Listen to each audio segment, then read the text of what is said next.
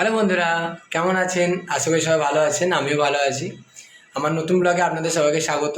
তো আজ আমি বানাতে চলেছি চিকেন মশলা। তো চলুন আমাদের পাশে থাকুন, আর ভিডিও স্কিপ না করে পুরোটা দেখার অনুরোধ রইল। চলুন। তো চিকেন মশলা রেসিপিটা কিভাবে বানাবো তো চলুন দেখে নিন, আমাদের পাশে থাকুন।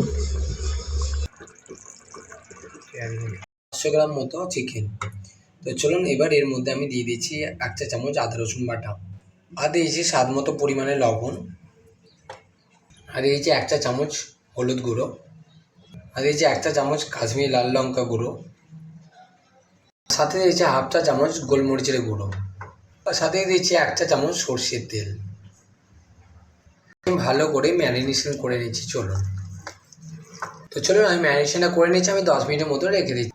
তো চলুন আমি কড়াই বসিয়ে নিয়েছি। কড়াই গরম হয়ে গেছে। আমি এখানে 100 পরিমাণ মতো সর্ষের তেল দিয়ে দিলাম। তো চলুন এবার কিছু আমি গোটা গরম মশলা দিচ্ছি, দিয়ে দিলাম 2টো তেজপাতা, সাথে দিয়েছি 3টে লবঙ্গ, 3টে থেকে 4টে গোলমরিচ, আর দিয়ে দিচ্ছি 3টে এলাচ টুকরো ভেঙে দিয়ে দিলাম। চলুন, আর দিয়ে দিচ্ছি 2টো শুকনো লঙ্কা। চলুন, তো গোটা গরম মশলাগুলো ভালো করে 2 থেকে 3 মিনিট মতো ভালো করে মিশিয়ে নিয়ে এটা হয়ে গেছে। আমি দিয়ে দিচ্ছি 200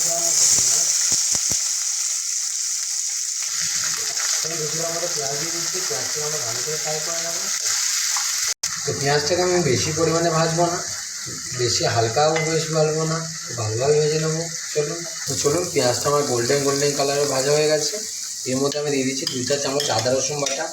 আদা রসুন বাটার পরও কিছু দেবেন না, আর ভালো করে আমরা মিশিয়ে নিচ্ছি। আমরা এখন কোনো মশলাই দেবো না। চলুন ভালো করে ফ্রাই হয়ে গেছে, আমি কষিয়ে নিয়েছি। এবার দিয়ে দিচ্ছি আমি কাঁচা লঙ্কা, আর তার সাথে দিয়ে দিচ্ছি টমেটো পেস্ট। চলুন একটু বড়ো সাইজে টমেটো দিয়ে দিচ্ছি। এবার এটাকে ভালো করে দুটো একসাথে মিশিয়ে নেবো। এটা তার সাথে দিয়ে দিয়েছি পরিমাণ মতো হলুদ গুঁড়ো, 1 চা চামচ ধনে গুঁড়ো, আর সাথে দিয়েছি হাফ চা চামচ জিরে গুঁড়ো। মশলাটাকে আমরা ভালো করে কষিয়ে নেবো। 10 থেকে 5 মিনিট কষানোর জন্য সামান্য পরিমাণে জল দিলাম। এই মশলাটাকে আমরা ভালো করে কষিয়ে নেবো 3 থেকে 4 মিনিট মতো। চলুন, আমার চিকেনটা হয়ে গেছে, মশলাটা হয়ে গেছে। এবার আমি চিকেনটাকে দিয়ে দিচ্ছি। চলুন, এটা দেওয়ার পর ভালোভাবে আমরা মিশিয়ে নিচ্ছি।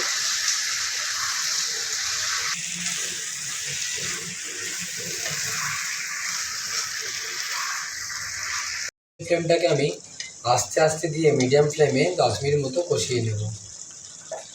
হয়ে এসছে। এবার এর মধ্যে আমি পরিমাণ মতো জলটা দিয়ে দিচ্ছি গ্রেভি করার জন্য।